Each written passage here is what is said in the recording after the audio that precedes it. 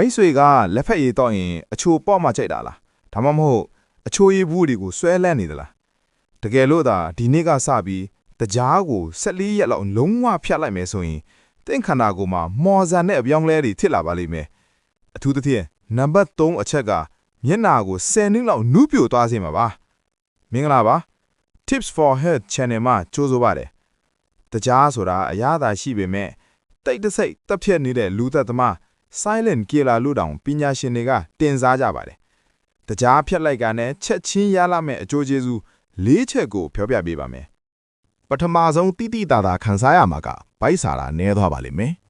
အချိုစားလိုက်တိုင်းသွေးသွင်းတကြားတကရုတ်တရက်တက်လာပြီးပြန်ကျသွားတဲ့အခါခန္ဓာကိုယ်ကအချိုကိုထပ်တောင်းဆိုပါတယ်အချိုဖြတ်လိုက်ရင်အဲ့ဒီတန်တရားပြတ်သွားပြီးခဏခဏဗိုက်မစားတော့ပါဘူးဒုတိယအချက်ကဝိတ်ကြမြန်းသွားတာပါတကြားကခန္ဓာကိုယ်ထဲမှာရေကိုဆွဲထားတတ်ပါတယ်တကြားဖြတ်လိုက်တာနဲ့ပထမဆုံးကိုယ်ထဲကပိုနေတဲ့ရေတွေနဲ့အစီတွေစပြီးကျလာပါလိမ့်မယ်တပတ်အတွင်းမှာတင်ပေါင်ချိန်တိတိတာတာလျော့သွားတာတွေ့ရမှာပါတတိယအချက်ကောပြိုမေတို့အကြိုက်ဆုံးပါပဲ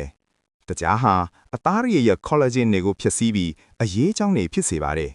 တကြားဖြတ်လိုက်ရင်ဝက်ချန်ထွက်တာရပ်သွားပြီးမျက်နှာအသားတွေကတိတိတာတာကြည်လင်ဝင်းပလာပါလိမ့်မယ် skin care ဖိုးတောင်ကုန်ကြစရိတ်တက်တာသွားစေမှာပါနောက်ဆုံးအချက်ကတော့အာယုံစူးစိုက်မှုပိုကောင်းလာတာပါအချိုစားပြီးရင်လေးလံထိုင်းမိုင်းပြီးအိတ်ချင်နေတာပါတယ်တကြားမစားတော့တဲ့အခါတနေကုန်ခေါင်းကြည့်ပြီးအလုတ်လောက်ရတာပိုတွက်လာပါလိမ့်မယ်ကဲဒီနေ့ကစပြီးအချိုရည်စားရေပြောင်းတောက်ကြမယ်ကော်ဖီတောက်ရေတကြားရှိုးထည့်ကြမယ်